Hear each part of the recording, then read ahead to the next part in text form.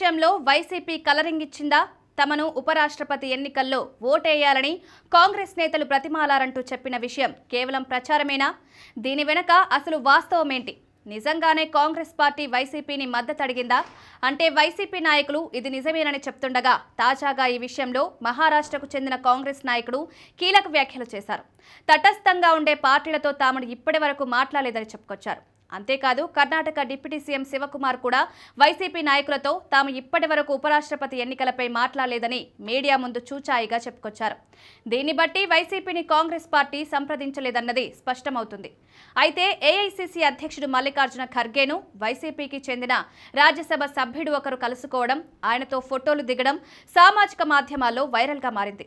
దీంతో ఉపరాష్ట్రపతి ఎన్నికలకు సంబంధించి ఏఐసీసీ అధ్యక్షుడు ఖర్గే ఆయనతో మాట్లాడారని చెప్పుకొచ్చారు. కానీ వాస్తవం ఏంటంటే ఆయన కుమారుడు వివాహానికి సంబంధించిన ఆహ్వాన పత్రికనిచ్చేందుకు మాత్రమే ఖర్గే దగ్గరికి వెళ్లారన్నది వైసీపీ నేతల్లోనే జరుగుతున్న చర్చ. ఇక మొత్తంగా చూసుకుంటే వైసీపీని కాంగ్రెస్ అడిగిందని తమకు మద్దతివ్వాలని, తమ అభ్యర్థి సుదర్శన్ రెడ్డికి ఓటు వేయాలని గాని ఎక్కడా కోరినట్టు అధికారికంగా సమాచారం లేదు.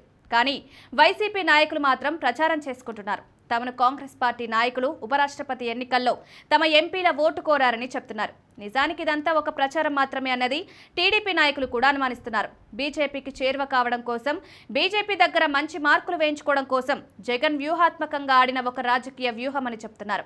దీనిలో వాస్తవం లేదని, కేవలం ఇది ఒక ప్రచారం మాత్రమేనని, కాంగ్రెస్ పార్టీ గతంలోనూ వైసీపీని ఎప్పుడు మద్దతు కోరలేదని, ఇప్పుడు మాత్రం ఎందుకు కోరుతుందని ఈ విషయంలో లోతుగా పరిశీలిస్తే అనేక విషయాలు వెలుగులోకి వస్తాయన్నది వారు చెప్తున్నమాట. ఎలా చూసుకున్నా బీజేపీని బుట్టలో వేసుకునేందుకు జగన్ పెద్ద డ్రామానే ఆడారన్నది టీడీపీ నాయకులు చెప్తున్నమాట.